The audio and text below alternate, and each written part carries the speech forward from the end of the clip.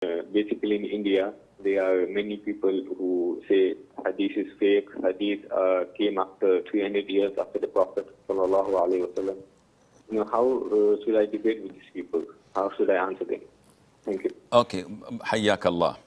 First of all, those who want to undermine Islam and attack it, they tried to attack the Quran and they were immediately attacked back.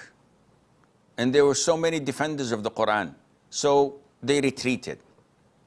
They thought of it again and thought that the best way to undermine Islam is to pretend that they're honoring the Quran while insulting and trying to take away the hadith and the sunnah of the Prophet ﷺ, which the Quran itself says you have to abide by it and you have to understand the Quran through the sunnah. So they come up with these allegations, false lies, totally bogus. They say that the hadith came 200 years after the Quran, and this is a total falsehood and lie. The hadith was written at the lifetime of the Prophet himself, ﷺ.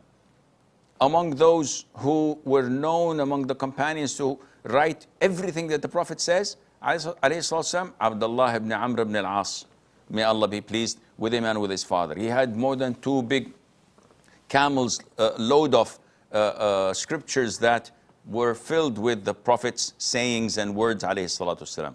Abu Hurairah was one of those who memorized everything that the Prophet uttered, ﷺ. Aisha, Anas ibn Malik, Jabir ibn Abdullah, they all narrated and preserved and memorized the sunnah of the Prophet ﷺ, protected it and handed over to the tabi'een, who wrote it down and memorized it, who themselves handed out to the tabi'een, the first 3 honored and favorite generations of all times. So these hypocrites, liberals, who had never in their lives read the Quran once, and if you ask them a random ayah in the Quran or read to them a random hadith from the Sunnah and ask them which one is an ayah and which one is a hadith, they would not know. They can't even differentiate. They don't have the knowledge to tell which is which. And if you go to the shortest surah of the Quran and ask them what's the interpretation, what's the meaning of the words, they don't know. Yet they have the audacity to come and sit back on their chairs and lean on their sofas and say that the hadith was written 200 years ago. This is a lie. So don't listen to these ignorant imbeciles who don't practice Islam. Look at their wives and daughters, and you can tell how modest such people who are trying to defend Islam are pretending to, how bigger liars and hypocrites they are.